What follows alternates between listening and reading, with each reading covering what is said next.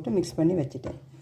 அப்புறம் இந்த பாருங்கள், இது குடமிளகா ரெட் கலரும் க்ரீனும், இதையும் இதில் ஆட் பண்ணுறோம்.